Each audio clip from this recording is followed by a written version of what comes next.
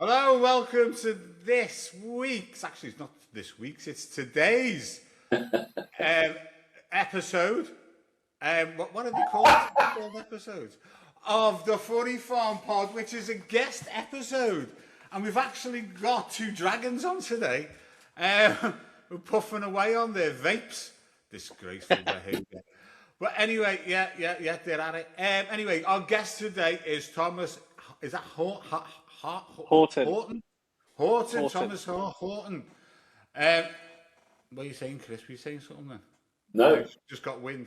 Thomas, do you want to tell us what you're up to, mate, where you're from and what you do? So I'm from Essex, Colchester in Essex, and I am an aspiring comedian. Started, 10 months ago now, and I've been just doing as many gigs as I can, really, and I'm close to that 100 mark, which is what my goal was in the first year, and yeah, just plugging away, trying to make people laugh. What got you into it, Thomas? It's a question I always ask comedians. What was the bit that fired you in and said, I want to go and do it? I've always been that person in my friendship group that will take something a bit far. In terms of the joke, I'll take that joke far, and I will make you feel weird before you make me feel weird, kind of thing. And then at the beginning of last year, a colleague kind of said in a meeting, "Oh, you should do stand-up, Tom, and I'd come and see you." Ironically, he's probably the one person that hasn't. And that kind of sat and festered in my mind. And then it was about this time last year, I'd gone out and I've been looking at like open mics around the area, but there wasn't a lot that I could see. Like a lot of open mics were like open mics for poetry, music, and then they might say, "Oh, you can do comedy." And I didn't know where to look in terms of the scene. I was just looking on Facebook and just Googling comedy open mic Colchester or Essex or wherever. And then I found one in Billericay. It was Joey Ibiza's one, and I'd come back from a day of day drinking with my friends and a bit of a pub crawl. Was a bit pissed by 7 o'clock in the afternoon, evening, and I sent him a message on Facebook saying I'd like to give it a go. And then he responded saying, "Cool, we'll have you on." And at that point, I've committed. So it was that point, it was like, oh, I need to, and then I told all my friends, I was like, oh, by the way, I'm doing this in this town about 45 minutes away on this day. And the first thing that one of them said was, "That's my birthday. Are we going to see you do comedy for my birthday?" I was like, yes. And so they all came and supported me. And I was really lucky with that first gig where it was a proper comedy club that ran an open mic. There was 40 people in the audience. About 6 of my friends, I think it was about 6. And the funny thing is with that as well, I'd had all my jokes written down on cue cards. And I was meaning to take them. And my mate was giving me a lift so I could have a couple of drinks for Dutch courage. And I left the cue cards at home. So in the car, about 20 minutes driving out there, and I was like, I don't want to be late. I then started typing it in on my phone. But when I'm there, all of the other acts before me, because I think there was like 3 acts before me, they all had it memorised. So I thought, I thought it was all going to be cue cards and books and stuff, potentially. And I went on, and there was an old boy in the front row. I gave him my phone. I said, like, "It's my first show. Can you hold that for me? But don't look, because there's spoilers." And he went, "I can't see anyway. I haven't got my glasses on." And that a little bit of back and forth, and I think people might have found it a bit funny that then I kept on going back to him to see what was next. And I said some awful jokes, but they were awful. There were some bits there that now I look down and look back, and I was like, there was definitely bits where I'm punching down. There was bits, it had no coordination to it, nothing like that. But someone came up to me, a comedian came up to me in the interval and asked me, did I want to do more? And then put me in touch with a couple of promoters, and it has just snowballed from there. Yeah. Is it mainly down London and Essex you've been doing? Yeah, so typically, I've gone up to Grantham, because I've got family that live in Grantham. I've gone up and done like a little social club in there for some lads that were running a night. But typically around Essex and Suffolk and Cambridgeshire is my catchment. I've done a few times in London. There's like a gong show in London called Beat the Blackout, which I've done 3 times and I've beaten it twice. I think the furthest I've gone was Southampton, because I didn't realise how far away it was. And I drove 6 hours that night to do 4 minutes. Wow. But it's one of those things. It's like I'm trying to now start branching out and kind of going more into the Midlands, because luckily I've got somewhere that I can stay. I'm looking at places obviously like Manchester, Liverpool, like to try and get spots in some of the clubs there. But yeah, I think it's definitely, I'm getting a lot more serious about it now. Hot water's great in Liverpool. Yeah, like I've got their thing to apply for their. They do obviously do the Newark nights on a Sunday, so Good, it's just looking at. That's the only one I've done, mate. I mean, I started 15 years ago, but I've been very on and off, more off than on. Started back in November 24, and I've done their Newark night twice. It's like, to get on the main shows, I think it's a lot of. It takes a while to get to that level. It's certainly worth doing the Newark night, definitely. The only thing that kind of like, it doesn't make me hesitant, but I need a bit more planning around it, of kind of knowing when I might go on there and obviously applying for spots. It's a 4-hour drive each way, or 4.5-hour drive each way on there. So if I'm doing that, I may need to, like, say, swap some days around with work, or look at a half day on the Monday so I can get back and like be able to actually be a functioning human. The next day. There was something that I actually watched a podcast, and it was Al Murray that was saying that he doesn't understand how people kind of get into it and have a full-time job these days.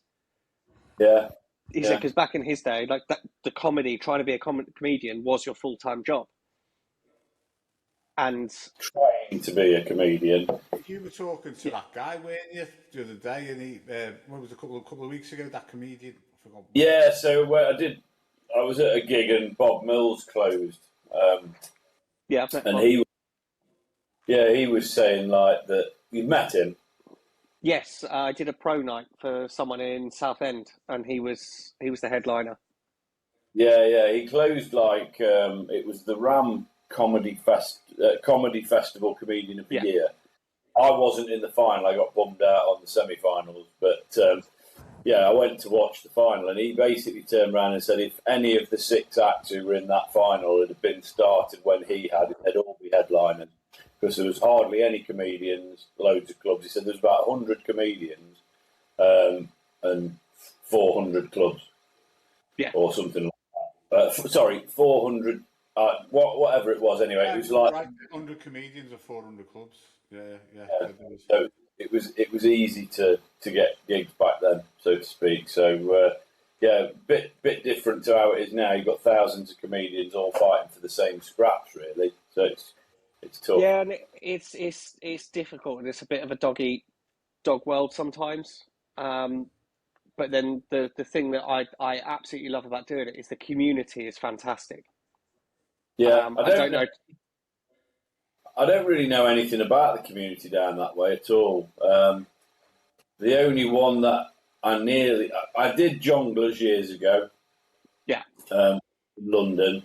The only one I nearly did down there was for that sit down for stand up guy, and he cancelled on me. But there's been lots of shit said about him online. So I got booked for another one, which I didn't realise was him, but I pulled out of it based on what had kind of been said. I don't know if you're aware of that. I thought he was all right. To be fair, I went on his podcast and stuff, and I found him okay. I was on his podcast and stuff, and a lot of my friends, it's one of those things. It's a contentious thing. What I like is that there's gigs for people.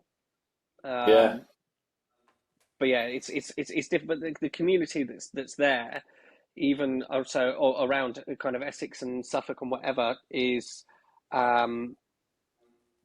the kind of the camaraderie. So like there's a comedian that I do a lot of gigs with called Roger Dill, and we both live in Colchester and we gig a lot together. We'll car share, that kind of thing.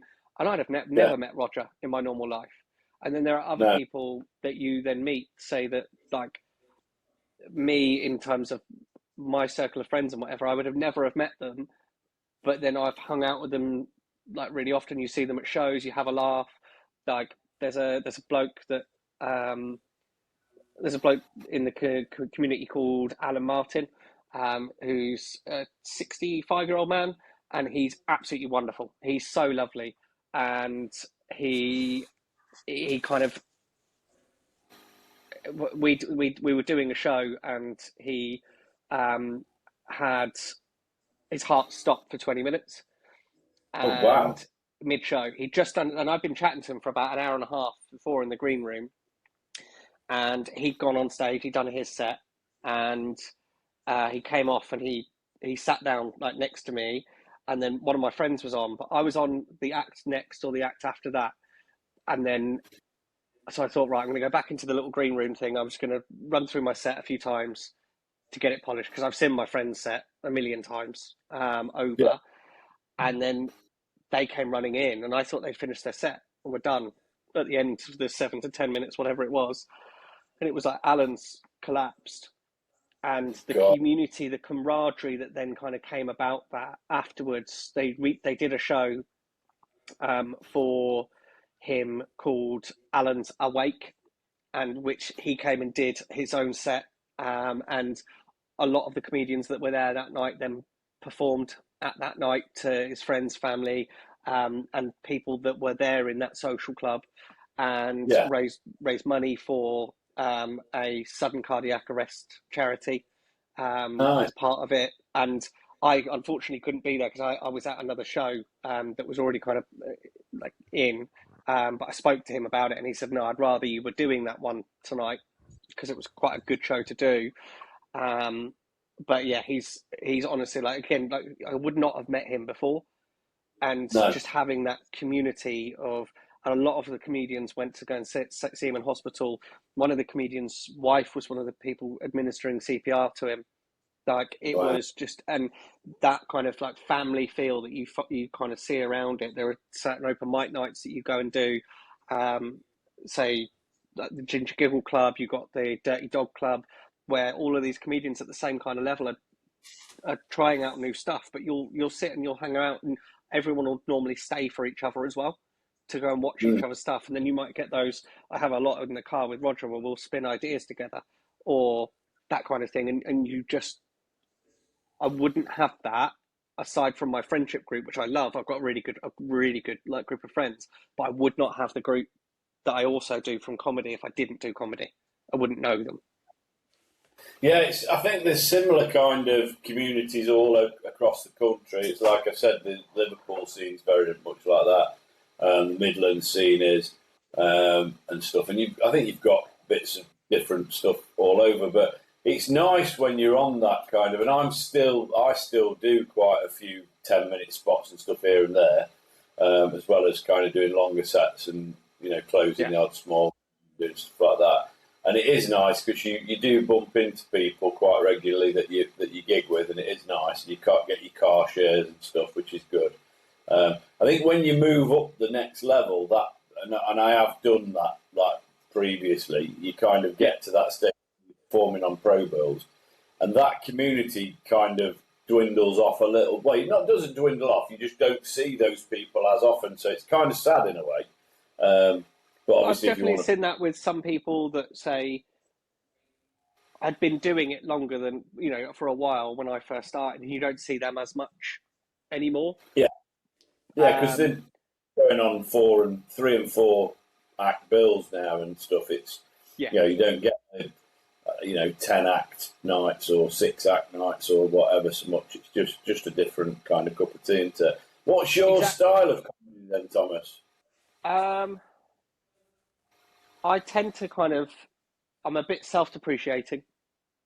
Yeah. And I tell like stories and observations, I would say. Yeah. And kind of obviously where I'm fairly new, it is a lot of like little bits that I'm constantly working on to expand them, so they turn into longer parts on there. Like my best joke, that I feel like it lands 99% of the time. That one started off as something that kind of happened, and I was thinking, oh, that's got to be funny. And then my friend gave me like just a quick, I'll say this, and then I was like, oh, that's brilliant. That's a brilliant thing to do there, and that was like a 45-second piece, and it's now just about 2 minutes with a callback at the end of my set. But yeah, no, I tend to kind of talk about things like dating life and just personal experiences. Obviously, a lot of it is embellished slightly, some of it isn't. But yeah, that's what I kind of when I met my girlfriend, who I'm with at the moment. We've been together a few months. She came along to come and see me at a gong show in London, and she came along with her best friend. It was the first time she saw me do a set. She'd seen me MC beforehand, and I had to kind of go at the beginning of it. I was like, by the way, I say I'm single. I don't know if we're a thing yet, but I say I'm single at the beginning of my set. Is that a problem? Like, oh shit! Like, you're gonna hate the fact I'm walking on stage in this place and be like, hello, I'm really single. Any singles in the room? Because that's a bit. So I had to kind of like preface that one. But no, it's all trying to like personal experiences, because that's what I feel that I can write from. Like writing a one-liner from scratch about something that doesn't impact me, that struggles. I struggle to do that. Yeah. Can I just go back to when you first got into comedy? And Yeah. like, you were saying that, I mean, I think it's a bit of a pattern, isn't it? That a lot of the comedians that we got on, they're like the life and soul of their friendship group or the party or whatever, like yourself, and then somebody will say, you need to be on stage. They're trying to get me on stage. I'm telling them I'm not going to fucking go in on. I can't be arsed with all that shit. Anyway, so, I mean, and then you sort of like find they'll go on, and that sort of like buzz hits them, they'll go on, they always fuck up on their first gig or whatever they've done. They always mess up, but there's just something about it that they love and they just get like addicted to it. But I think most of them, then, you have as well, Chris, you've then gone on to do training, haven't you? You've done like a training course. Did you do any training? Have you done any training, or you've just learnt on the job as such? I've learned on the job. You see people that I've got nothing against people doing courses. I don't know. I know some people that have done them, and the person running the course is trying to shape them into the same comedian that comedian is that's running it. I have read the Adam Bloom book, which I found really helpful for being able to kind of dissect my jokes to add stuff to it. That seems to be a Bible, doesn't it? And that was based on it was Pat Smith at there's a really lovely little place in Southend that I've been lucky to do quite a few times, called Up the Road, and it's run by 3 comedians, and they have a lot of pro comedians going and testing new stuff. And Pat Smith's obviously massive on social media, and the actual comedy side of it that I've seen him do is fantastic. And he came up to me at the end and he said, he said, oh, that bit where you said, and then I said, change it to you thought. And I was like, oh, that's a good idea. He said, have you read the book? And I was like, no. He said, buy it today and read it. He said, because that will change what you do and how you look at the kind of the comedy side of things. That will change and to be fair, it's probably one of the best bits of advice that I've had. I'm currently rereading the book again to kind of go through it for bits that I've missed, because that has definitely helped me expand jokes and keep more pops and more punches that give consistent laughter. Yeah, I've read his book twice. and I'm not a very good reader. I'm not very good. I end up reading the same page about 4 times. So I went on his workshop. I'd advise that if you get a chance to do that. I know he's got one going on at the minute. He's got spaces left on. Very well worth doing that. It's online. I think it's 2 days. Really good. And then I bought the Audible version of it. I messaged him and said, "Are you getting it on Audible?" He said, "Well, just so happens it's just being done now." And he's got some cracking comedians reading on that as well, including himself. So I've listened to that a couple of times while I've been driving around. It's brilliant. I don't agree with you on the course thing so much. I think there's some shit courses and some really good courses. I did like a 2-week course that it was very much. I'd bought a book, a Judy Carter book years ago. I think it's Comedian's Bible or something. I think it was called. Yeah. And it was very similar to that. So it was just basic. It was good because it was very basic. So new comedian. I did a gong show. The first gig I ever did, I did a spiky mic gong in Derby. Got gonged off after 2 minutes, but I loved it. I got a couple of really those are good gong shows. You have? Yeah, I've heard that they're a good gong show to do. Mike. Yeah. Whereas I've not done anything for him, but it's purely the logistics there with the travel and stuff for me. But I'm not saying that the comedy courses are bad, because I've met loads of comedians that have come from them. I just don't think that would be for me. Maybe where I started I just started gigging, and I started gigging a lot. Whereas I know a lot of people that do a course and they build up to that showcase that they do. Whereas my showcase was the stories that I've been telling my friends for years. I just wrote them down and enacted them on stage. I remember the guy saying, I said, "Oh, how long do I have?" And he said, "People normally start with 5 minutes." And I went, "Well, I've got 15 minutes of material." And he gave me 7, and that was more than enough. Like, now that I look at it, like, I'm like, no, that was more than enough. But my second gig, because something Charlie said about you get that buzz.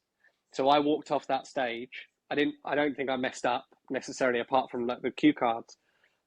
And I felt like I was Jimmy Carr walking off that stage. I thought I was the most funny person in the world. I then went to go and do another gig. And whilst I was on stage doing the same material, in the same kind of way, but with none of my friends there weren't many people in the audience. 2 people got up and walked out on my set. And I just remember being like, maybe I'm not as funny as I thought. I think that you can kind of read into that too much. I mean, I can't remember any specific times where people have walked out on my set. It probably has happened, but I can't remember it if it has. But I was doing a gig a month or 2 ago, and there was a whole row of people walked out on one act stuff, and it was purely one person. This act was doing stuff about the fact that she'd survived cancer, and as soon as that got mentioned, that was it. This woman was like, "I'm not listening to this," and she got up and walked out, and then the other 4 people followed her. So I think you can read into that a little bit. And the other thing is, if it was like a pub gig rather than a comedy club or a well-established night, it could just be that they weren't really there for the comedy. That happens a bit as well, where people are like, "Well, I've come for a pint with my mate. I'm not here to listen to jokes."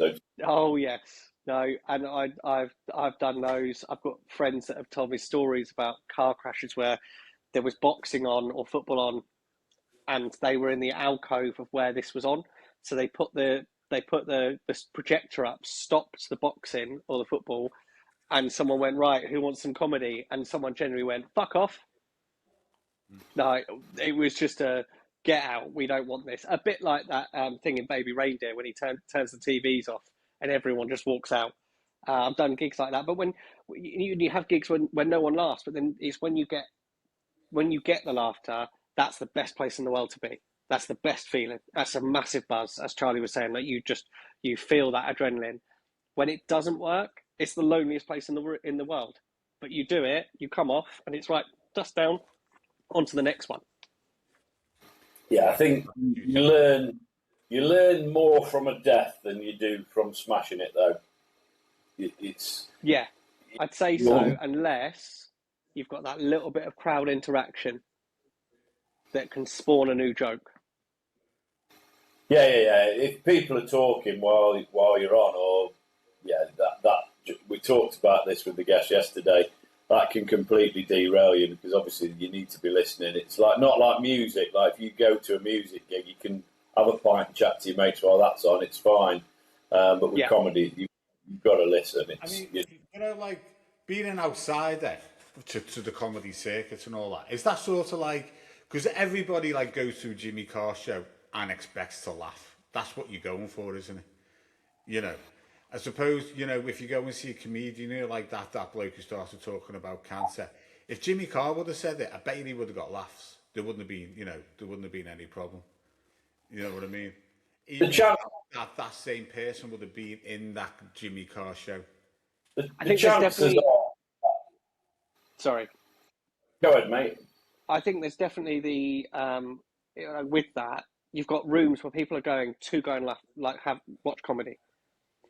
But if you're doing stuff on, the social, in the social clubs or in pubs and stuff, some of those people are just there.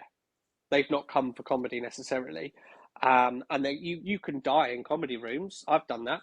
At my first pro night, I did 7 minutes of silence because I got the opening wrong. But then I did a pro night for him again a few months later. A majority of the audience were the same people. I recognised them, tweaked one thing at the beginning, and they laughed at all of my jokes. So it's there's a difference there, like, yes, as you say, but also I think when you're paying to go and see someone like your Jimmy Carr, your Jim Jeffries or something, you're going because you also like that person. Yeah. Whereas on the lower scene, the majority of people don't know who you are. I think just like on the comedy scene or you go in there, you go, well, come on then, make me laugh. You know what I mean? And with Jimmy Carr, it's like, I'll pay my money, I'm going to fucking laugh. And I think maybe the different mindset people have, I don't know. Well, there's lots of different elements that are at play. So for a start, if it's Ricky Gervais, Jimmy Carr, Mickey Flanagan, Peter Kay, the people that go to see those gigs are there because they like those comedians. So the chances are there still might be jokes that don't hit you, but 90% of what you're going to hear is going to be what you like.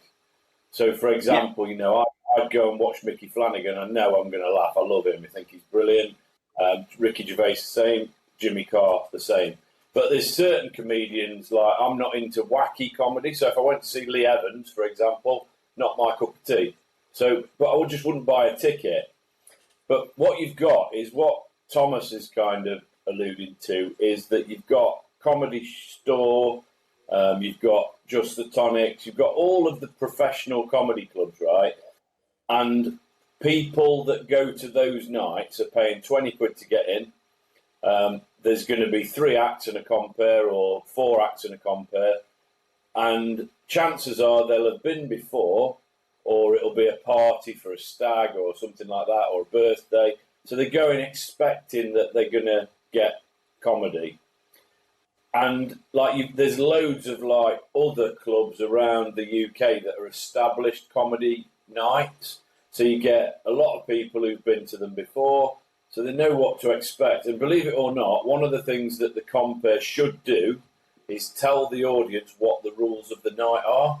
That's the job of the compere, to do that. So you don't heckle the acts, don't speak to them unless they speak to you, because the chances are they've got a bit of material. If you hit the middle of it, then it'll derail them. They've spent a lot of time writing the stuff, so don't interrupt. Heckle me, I'm the compere. If you want to heckle me, by all means, if the comedians talk to you, etc. So there's going to be 2 breaks. Get your drinks in the break. Bar will be shut. In the professional clubs, you won't get a drink while the acts are on. You're in your seats. If you've got persistent hecklers, they'll get thrown out, and the people who go regularly will know that. So that it just makes it much better.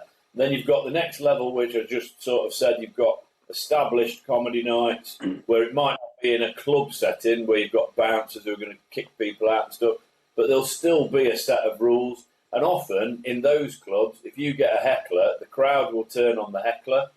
So it's so easy to get rid of them and stop them talking. But what's happened like recently? Well, it was happening when I set my own gig up when I first started out because I wanted to do some comparing. So I did that, set my own gig up, but I always did it in a pro gig mode. So I had an opener, 2 middles, and a closer, and I emceed. So a lot of acts now are setting up nights, and some of them aren't even visiting the venues. So they'll be just pub gigs. They'll pull the gig in, book the acts, and you turn up. It's a bit of a car crash because it's not set up for comedy.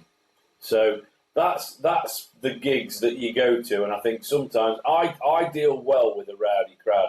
I'm pretty good at that. So, like for example, one of my friends has set up a load of gigs up in the Mansfield area, and they're like pub gigs, but they do get a little bit on top sometimes. But she knows that, so she books acts that can deal with it. You know, I think it's a good thing also for someone like myself that's maybe not had that experience of dealing with that yet, is to throw yourself in the deep end sometimes to try and deal with it. Because the only way that you learn that skill of being able to kind of, you know, shut that down or kind of respond and make it funny is by doing it.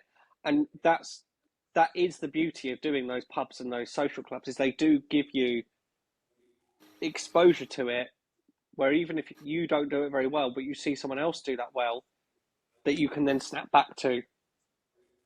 Yeah, but you can then use that in your head. I always say to the newer acts that do these gigs, and like those ones for Deb, they've all gone pretty well. They've been pretty decent.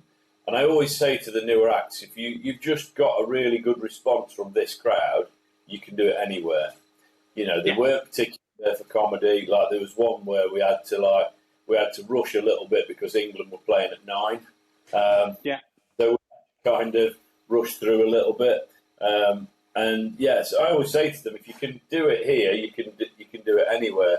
If you've got a new act who does one-liners, or you know they're not interactive, they can struggle massively with these types of gigs. And you've got, like you just said, then if like you've told a joke at the beginning of your set and you got it wrong, so it didn't land, and then they didn't listen to the rest of your set, you've got to go in and hit them straight away, kind of thing. But there are a lot of gigs around now where you go, you turn up, you see that it's an open pub. I mean, I did one recently. You walk through the door, and the bar was like sort of like an L shape. As you walked in, it was like the bar was there, and then it went down that way, and you got people sat either side. We'd got like the banner and the microphone were in front of the fruit machines. And, you know, so it's you turn up and it's like, well, this could go either way. You know, it could go either way. And there were people going to the bar and that. It worked all right because one side of the room were listening, the other side were rowdy. So it kind of worked. There are, that's like the likes of, like, yeah, you're dead right, Charlie. If you go to watch Jimmy Carr and if you come away from that going, that was shit, then he was fucking shit because you know what he does, you know. It's almost like, you know, there's a lot of cancel culture going on now. So if the comedy scene doesn't see your style of comedy as befitting to what the rules of the comedy collective are, you get cancelled. So like Roy Chubby Brown, who's been on the scene, I'm sure you've both heard of Chubby Brown. He's been going for 50 years. And I was reading on Facebook a couple of posts the other day where he's been cancelled from various places because they're council run and they don't approve of what he does. But the fact is, if you go to watch Chubby Brown, you know exactly what you're getting. So, you know, his crowds, you know, you're not, if you go and you're offended, you're an idiot for buying a ticket, so to speak. So there is that element. And, you know, it's like when you take, like, I think a lot of people take their friends and family to first few gigs, and you're always going to get a friendly reaction from them, no matter whether you're shit or not, aren't you? Yeah. And again, if you're in a, that's where I was lucky, I feel as well, and probably helped me on that first gig. If you've got 5 or 6 people in a room of 40 people that are starting the laughter, Yeah. then laughter carries. Other people then start laughing at it. So it makes more people then kind of switch onto it. And that's where I was lucky that I did my first show in a proper comedy room that was set up properly. Yes, it was full.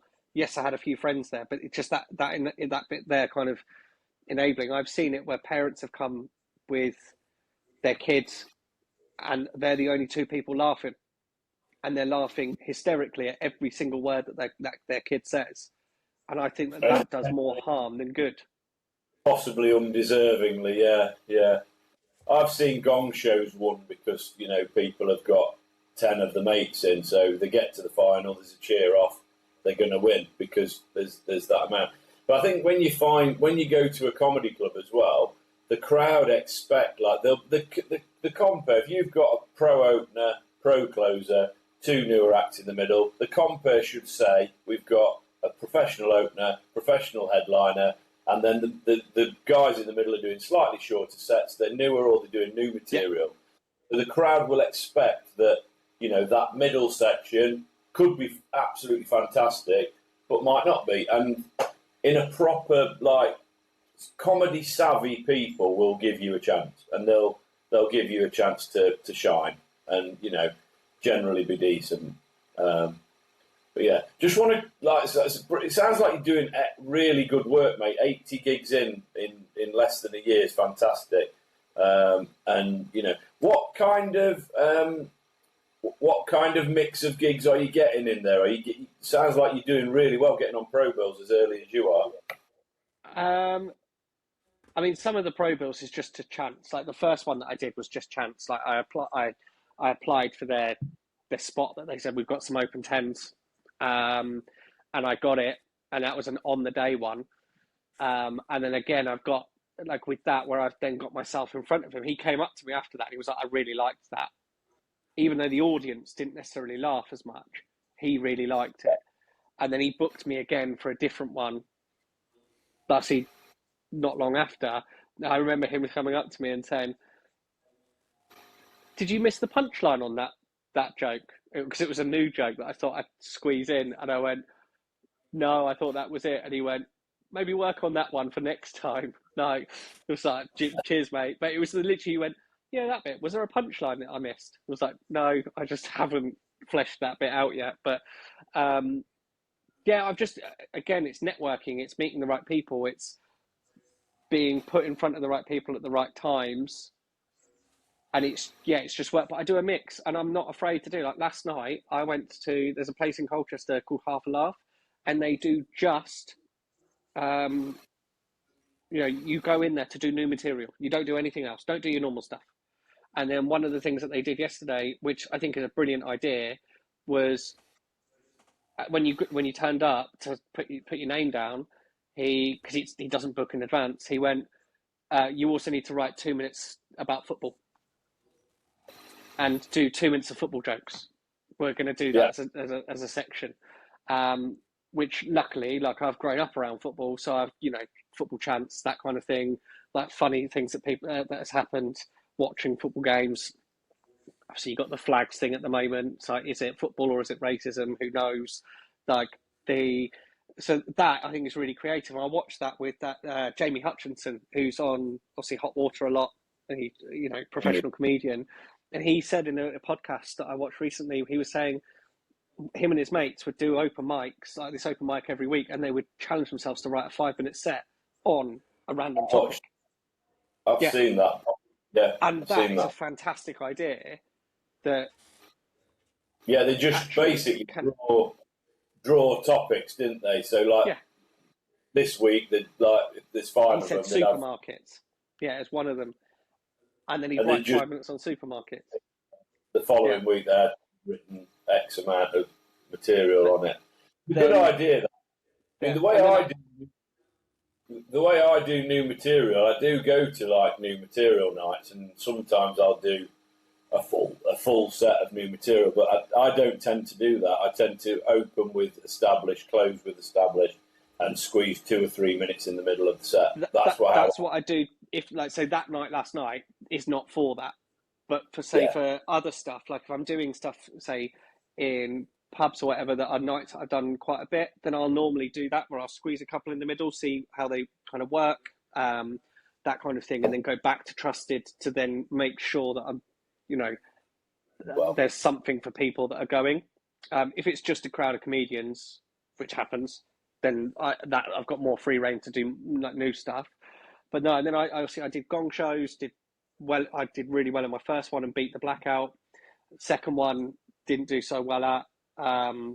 Third one I got through luckily with my now girlfriend in the audience watching me for the first time. Actually being able to get through was good. But no, I've done some pro nights. I've been lucky to do bills where there are pros on there. I've emceed like a local gig. I'm alternating with my friend Roger. It's kind of how it's been, where 1 month he does it, 1 month I do it. So it's that extra experience I really wanted to get the emceeing experience in. I've emceed a festival in the woods, which was an experience in itself.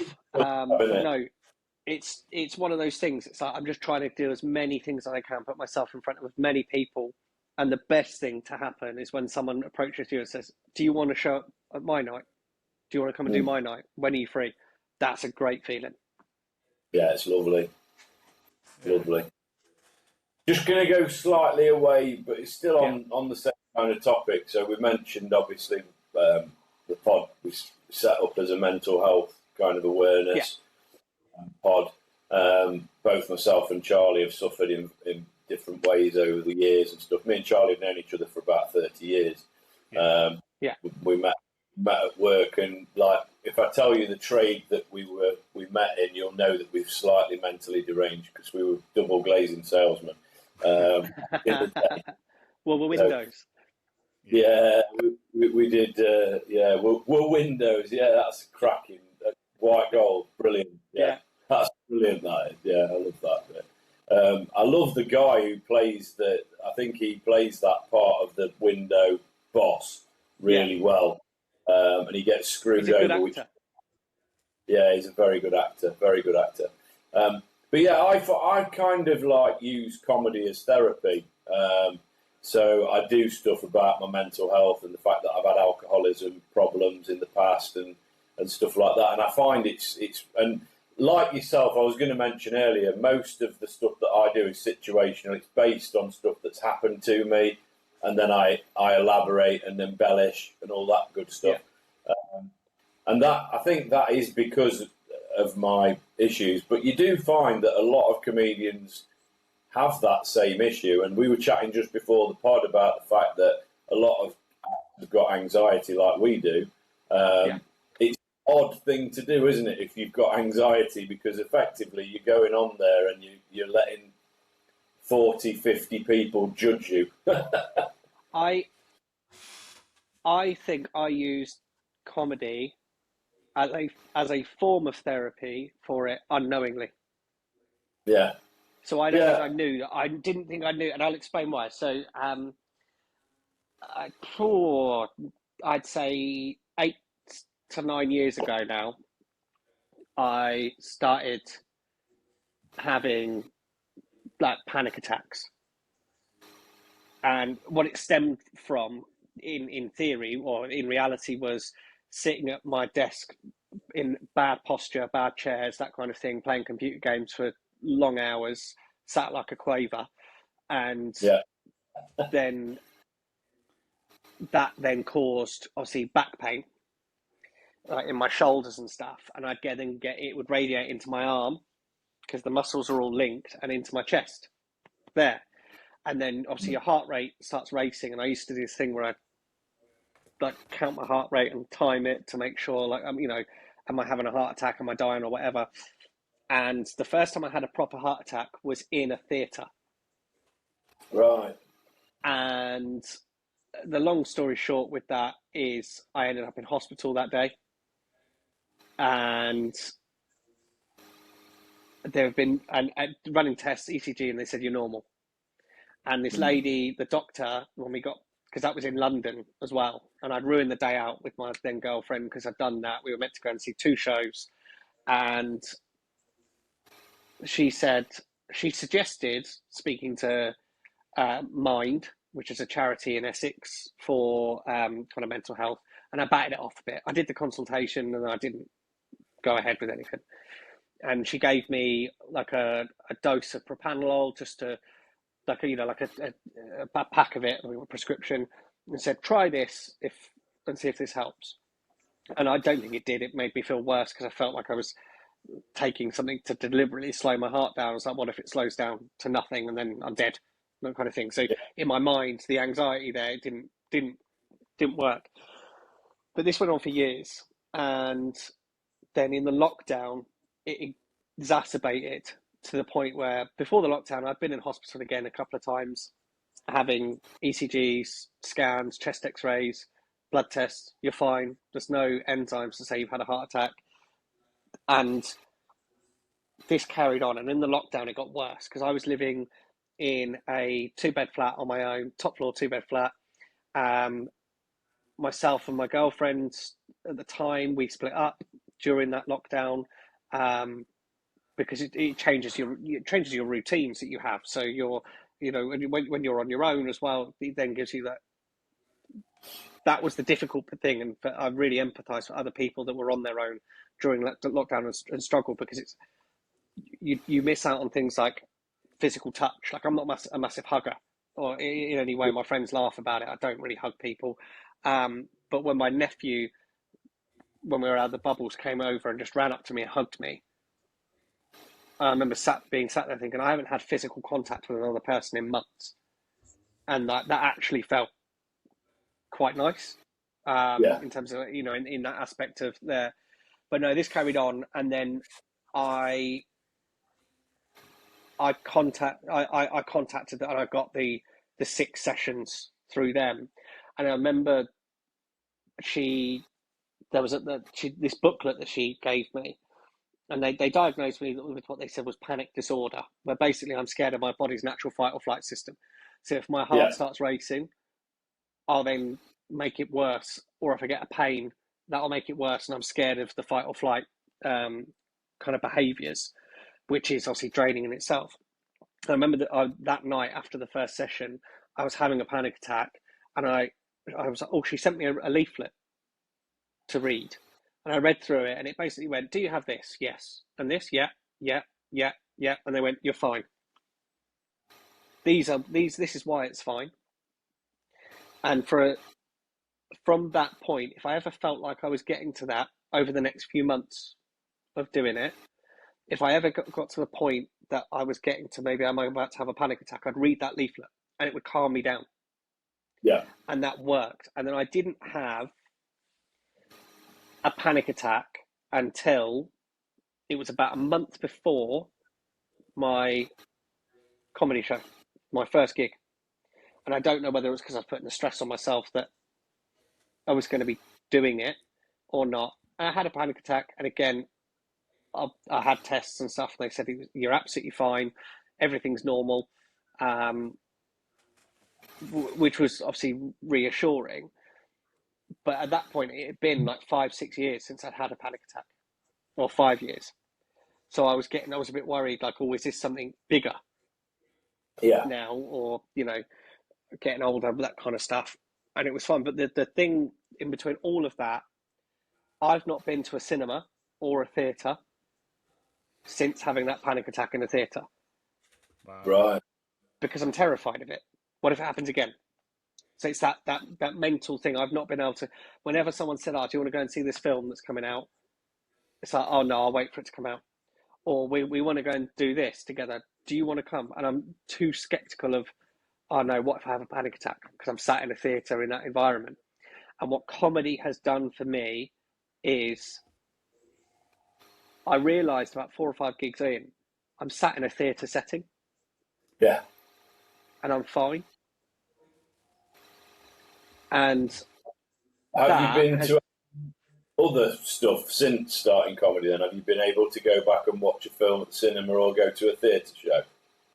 I'm going to go and see the new Jackass film when that comes out. Brilliant. Which I think is the next couple of days. I'm away this weekend, but over the next few weeks, I'll try and go and see that. Like, that's something I'm like, no, I'm going to do it. But I've been sat in theatres for comedy or in theatre settings, and I'm fine. I've got tickets to go and see Paul Smith when he comes down to Colchester next year, another guy from Hot Water, and that's the thing. Is I've bought the tickets. I'm making that step, and if that then turns into the fact that I can then go and see, something in a theatre, like an actual theatre show or something like that, then that'd be fantastic. Because I think it will always be there, and I'm lucky that I'm not taking medications, etc., and that I can manage it myself. Yeah. Awesome. It's good that you're coming out of that, and comedy's helped you, assisted you to do that. It's. Thank you for sharing that as well, because there's a lot of people. I think the best thing there is to be able to talk about it, but also to be able to recognise it. And this is why I say I didn't know that comedy was giving me that therapy. I didn't think about it until a few shows in, and then that's not then made me anxious that I'm sat in that scenario since when I realised it, which is and I quite rarely get nervous before I go on, and everyone will always say, "Oh, it must be so nerve-wracking going on stage." It's like, no, because you can't see them. You got a light in your eyes. You can see the front row maybe, but you can't see anyone else. So it's like you're in the living room. I get nervous, and I've been doing it on and off 15, 16 years. I get nervous pretty much before every show. One of my friends, he is a bag of nerves, and he's really jittery beforehand. He's obviously self-confessed with that. He's sat there, and he's really looks like he doesn't want to be there. As soon as he's on stage, he absolutely kills it every time, and then he comes off and goes, "That was right, that wasn't it?" And I've gigged with him like 5-6 times, and every single time it's the same. I'm like, "Ben, you're going to absolutely smash it." Yeah, I'm fine as soon as I'm on stage. As soon as I've got the mic out the stand, and I've done a few quick gags about the audience or about the room or whatever it is that I feel like doing. As soon as you get that first laugh, I'm absolutely fine, and I'll stand on stage there and do 40 minutes. It's not a problem. But I do get nervous before every show. It's different for me, the therapy side of things. I think I didn't realise it either. So very similar to you, I didn't realise that it was kind of giving me therapy. But I'd talk about stuff about my health and stuff like that, and it's just getting it out. It's like, because I make a joke about the fact I've got liver disease, which is a true story, and the anxiety that caused and stuff. But then it does go into a funny bit. So, right, that's brilliant, mate. Thank you for sharing that, because as I was saying... you're welcome. And if someone listens to it and it helps them, then absolutely fantastic. Yeah. I always think, look, mental health's universal. Mental health issues are universal. We're all blokes, and I don't think mental health gets enough air with men. And I think it's brave when us guys do come out and show that vulnerability, because I think there's definitely still a thing about men needing to be, strong and all that kind of stuff. Don't get me wrong, I'm not belittling mental health issues in anyone else. I'm just saying it's just nice, because I know so many people. I've known a few people who've killed themselves, and you wouldn't even know that they were depressed. They've never spoken. One thing that always sticks with me, and I've still got it, is so when I had those first panic attacks, this is obviously a few years before I had the actual kind of therapy side of things that I did. My dad sent an email to me, because we'd gone out for lunch and whatever that day, and then he sent an email to me that night, and it's quite lengthy, and he suffered with stress related panic attacks, and it was the way that he detailed it on there, and there was some the kind of the things that he did to kind of combat it. Excuse me. And I remember he used to, when I was a kid, he used to go on walks in the evening. You were just saying that. He'd just walk around the neighbourhoods, and when I was a kid, on some of those nights, I used to walk with him. Yeah. Telling him about how I wanted to make computer games and play computer games and all this kind of stuff. I used to talk aimlessly at him. And now, when I read that email, him saying, he started doing the walks and stuff, I was like, I remember doing those walks with him. Yeah. And how he was just doing those to kind of clear his mind and stuff like that. And that kind of, that's always kind of sat with me. That definitely like helps. I've still got the email, and every now and then I will read it. But it's one of those things that it happens to everyone or anyone. Yeah. It can happen, it's the way that you deal with something, and it's not a problem to ask for help or recognise when something has helped. Yeah. Yeah. And for the people out there, there's loads of help out there. Mind is universe. Mind's across. I know you mentioned it's in Essex, but there's Mind trusts and stuff up here. And you've got certainly up this way. There's Andy Mann's Club, which is specifically blokes. Yeah. And bottled up blokes. If you've got alcohol issues or substance abuse issues, because I think they go hand in hand. We mask it, and it's only when I stopped drinking for a while I realised how much I masked it. So I couldn't go in a pub without feeling massive anxiety. But thank you for sharing that, Thomas. Now, unfortunately, I am going to have to put you through a little bit more trauma. We're coming towards the end of the episode. And it's been a great episode. Thank you ever so much for joining us, and we'll get you on again in the future. I'd love to keep in touch. I talk a lot down there, mate. And yeah, hopefully I'll get down that way and get some gigs down there, because I do want to come and do so. I want to see how well I'd go down in the south, because I'm a northern monkey and all that. It would be interesting to come and do some gigs down there at some point. But I am going to have to add to your trauma, because Charlie's going to finish the episode off now. It always depresses me. This does. You'll probably leave on a high, and the plot will thicken. So, Thomas, I take it you've done your research and watched a load of our pods, our guest pods.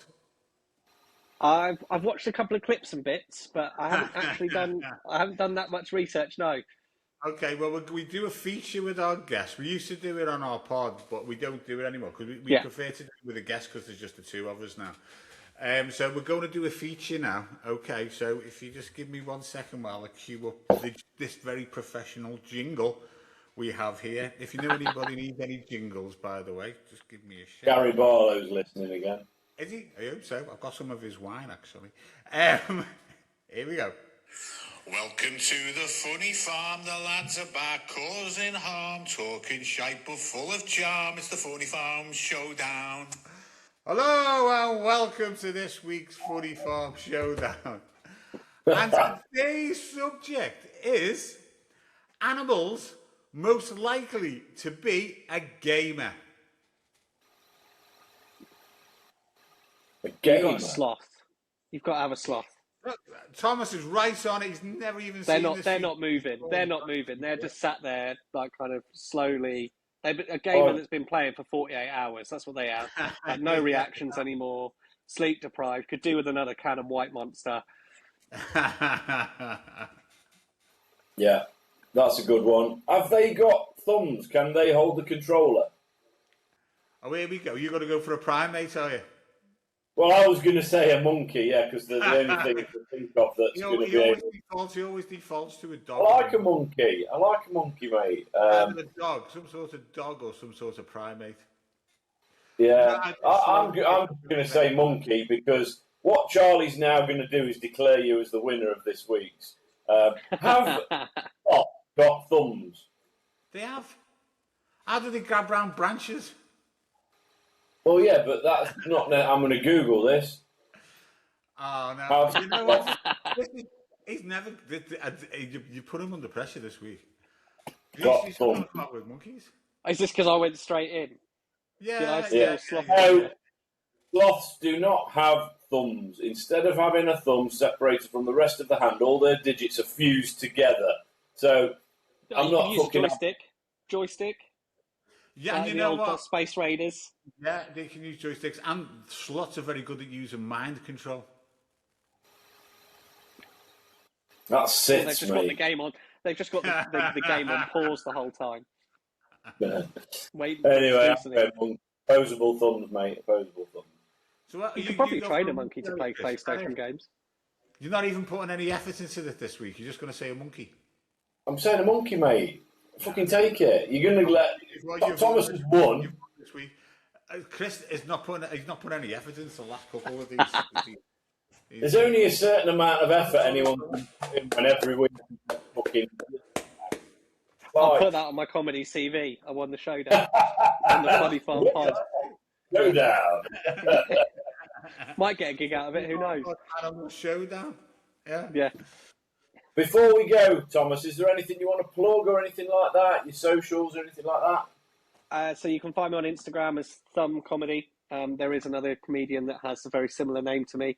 And yeah, like there are some brilliant shows out there. Like there's Having a Bubble in Culture, some brilliant comedians around.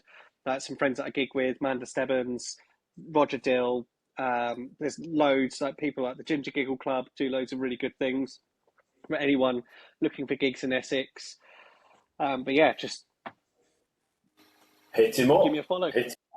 Yeah, definitely. Obviously, thank you ever so much for joining us, Thomas. Thank you ever so much, everyone, for listening or watching. We do have a Patreon. You can sign up. It's absolutely free. There is some paid content on there, but you can join up for free and you can get all the episodes there. They're obviously on YouTube. Please go on to YouTube, subscribe to our channel, like the videos and comment and stuff. If you want to come on as a guest or if you've got anything you want us to discuss or anything like that, hit Charlie up at hello@funnyfarmpod.co.uk. Follow us on Facebook, Instagram, TikTok, funnyfarmpod. You'll find us there. And follow me on Facebook, Chris Richmond, and on Facebook and Instagram is @ChrisRichComedian. Have I missed anything, Chaz or Twitch? I quite like that name. You can call me that. It's not like I've just come out to Hogwarts. What we were talking about earlier about mental health, there's plenty of resources out there of what we've gone through on the pod. If anybody wants to reach out to us, please feel free to do so. We can point you in the right direction. We're not experts, but we do suffer with mental health problems. But we can help you. We can help you. So if you're feeling a little bit lost, just drop us a line. hello@funnyfarmpod.co.uk. Absolutely, 100%. Nice one, Charlie. Nice one, Thomas. Thank you, everyone. Thank you very much. Cheers, guys. Love you all, and we'll see you next time. See you guys.